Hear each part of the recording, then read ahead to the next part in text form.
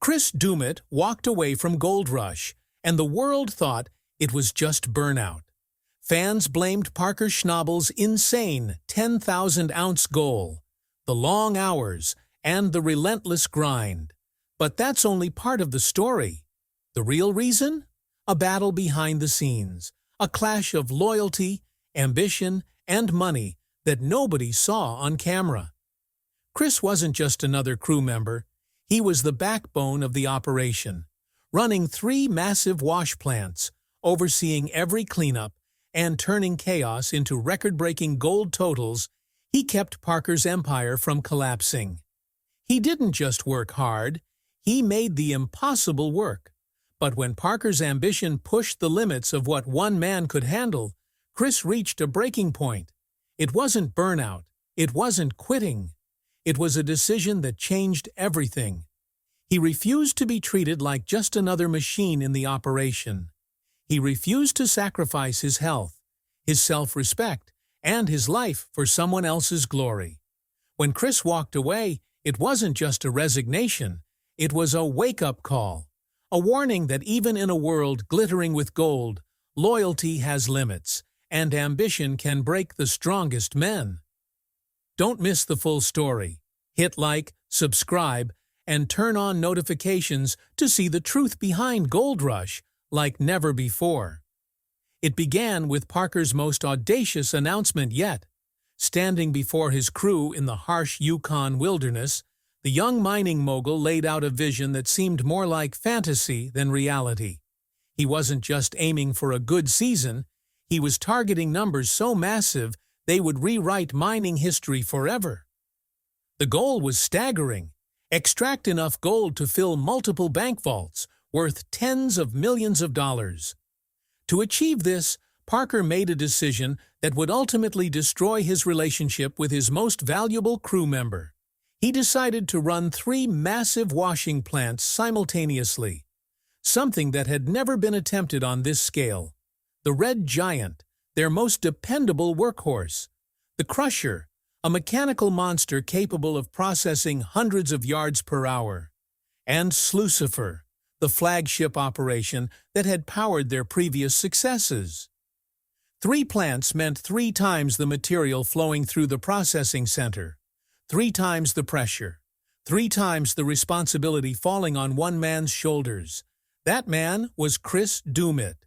In a rare moment of candor, Chris finally opened up about what those final months were really like. His words paint a picture of a dedicated professional pushed far beyond human limits. People think mining is about the big machines and moving dirt, Chris revealed, but everything depends on what happens in that final processing room. Every speck of gold has to be recovered perfectly, or months of work disappears. The processing center had always been Chris's domain, a place where precision meant the difference between fortune and disaster. Under normal circumstances, handling the cleanup from 2 plants required surgical focus and endless hours of meticulous work. But 3 plants running simultaneously? Chris knew immediately it was impossible. I stared at that mountain of material coming from all 3 operations, Chris admitted, and I knew I was drowning before I even started. But Parker's vision left no room for doubt. The season's success hinged on keeping everything running at maximum capacity. The mathematics were brutal and unforgiving: triple the workload, same number of hours in each day, and absolutely zero margin for error. Every mistake could erase weeks of backbreaking labor from the entire crew. Chris had built his reputation on being the guy who never complained, who simply got things done no matter how challenging the circumstances. For over a decade with Parker's operation, he had been the steady foundation that allowed wild ambitions to become weighable results. But this season was different. The relentless pressure of processing material from 3 plants began taking a devastating toll. I was working 16, 18-hour days, Chris explained. My hands were shaking from exhaustion. I couldn't remember the last time I'd had a proper meal or a full night's sleep, but the gold kept coming, and every ounce had to be perfect. Other crew members began noticing the transformation. The calm, humor-filled presence that had held the team together during previous crises was replaced by grim determination focused solely on survival. The first crack appeared during a particularly brutal week when equipment failures backed up material from all 3 plants simultaneously. Chris worked for 20 straight hours, stopping only when his hands began trembling too violently to operate the precision scales.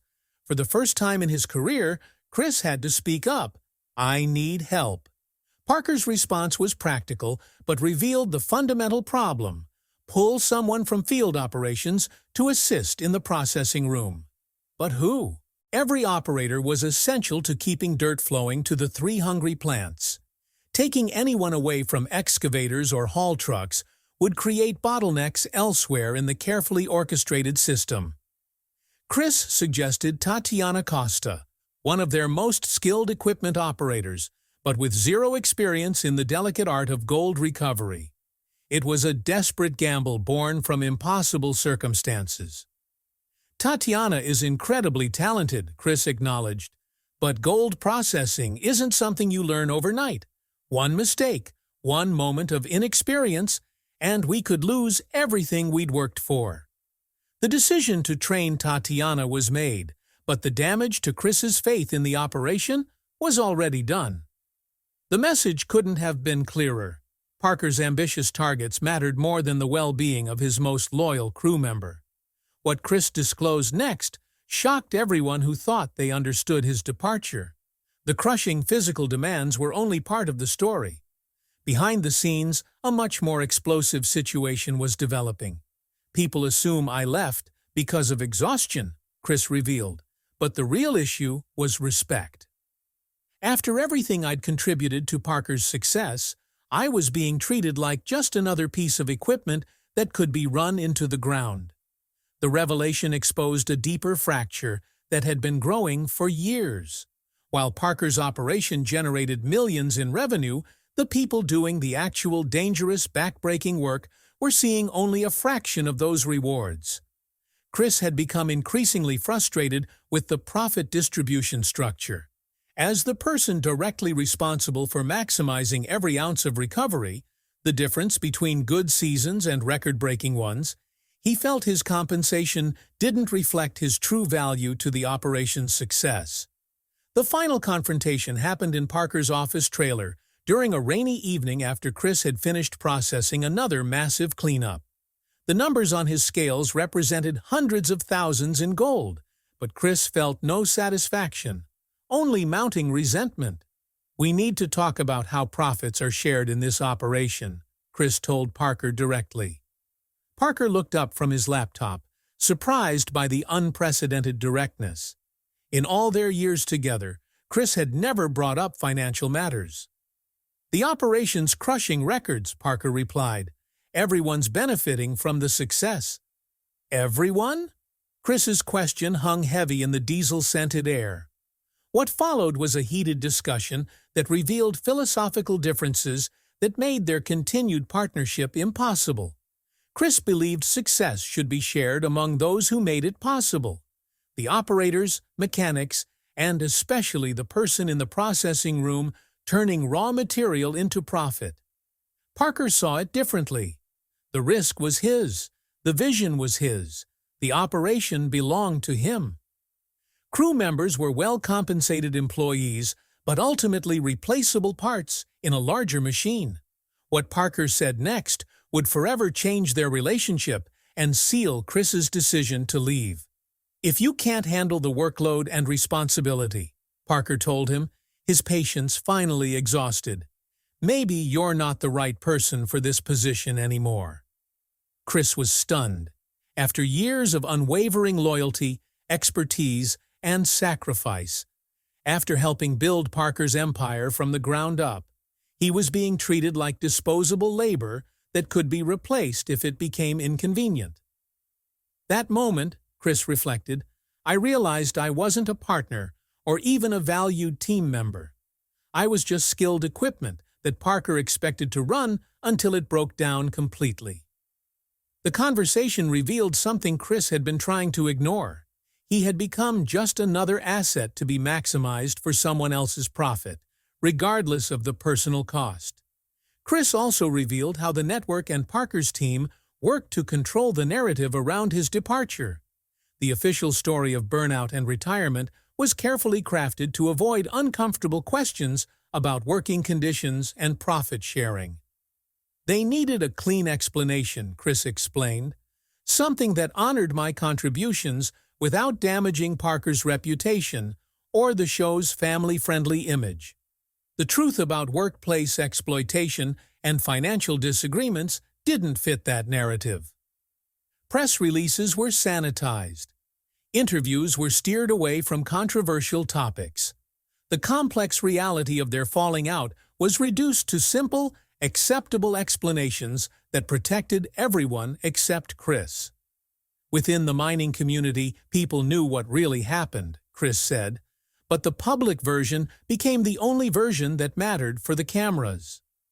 The physical toll of those final months was severe, but Chris revealed that the emotional damage ran much deeper. I wasn't just exhausted, he admitted. I was losing myself. The person who took pride in mentoring younger crew members, who could diffuse tension with humor, who cared about every detail, that person was disappearing under the relentless pressure. Other longtime crew members noticed the transformation. Chris's legendary calm presence during crises became mechanical efficiency focused solely on processing throughput. The anchor that had stabilized the team during previous challenges was becoming just another stressed employee fighting for survival. I realized I had two choices, Chris explained.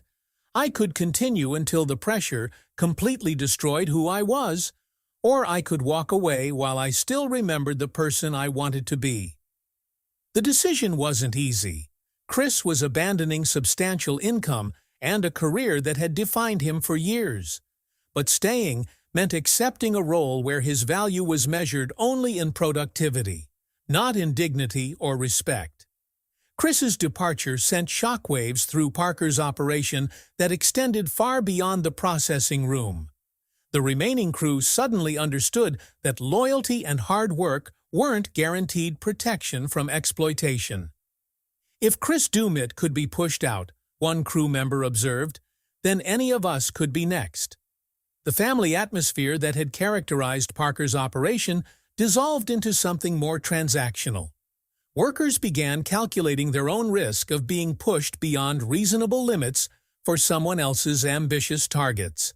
Without Chris's expertise, gold recovery efficiency plummeted significantly. New workers couldn't match his precision, speed, or attention to detail. Mistakes that would have been unthinkable under his supervision became regular occurrences. Parker tried to downplay my importance, Chris noted, but the numbers told a different story. The operation's profitability took a noticeable hit without the person who had perfected their recovery process. Throughout this ordeal, Chris remained grateful for the fan support that recognized his contributions to the show's success. People watched for years and saw what I brought to the operation, Chris said. When the official story didn't match what they'd observed, many fans suspected there was more to the situation. Their support meant everything during a very difficult time. Chris wanted fans to understand that his departure wasn't about giving up or inability to handle pressure. This was about maintaining self-respect in a situation where I was being treated as disposable despite everything I'd contributed. He also hoped his story would inspire others facing similar situations. Sometimes, the strongest thing you can do is walk away from something that's destroying you, even when walking away seems impossible. Returning to his carpentry workshop wasn't just a career change, it was a return to the values and craftsmanship that had originally defined him. Working with wood again reminded me why I fell in love with building things, Chris shared. It's about precision, patience, and taking pride in quality over quantity. Everything the mining operation had stopped being. The transition required courage that few people possess.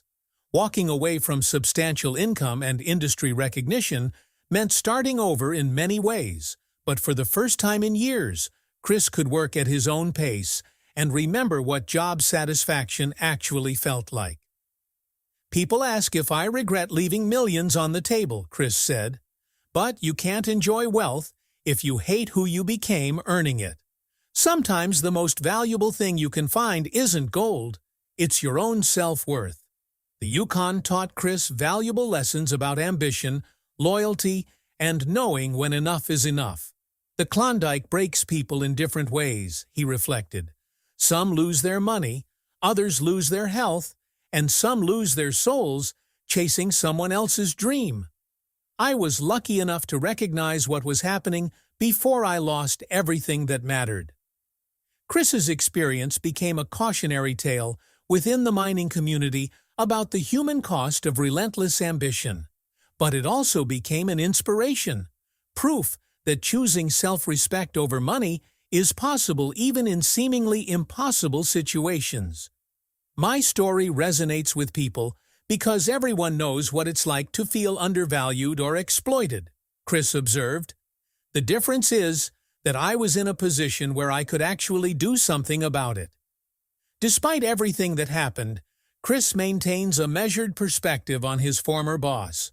"Parker is incredibly talented and driven," Chris acknowledged. "He built an impressive empire and achieved things most people can only dream of. But success came with costs that I don't think he fully understood at the time."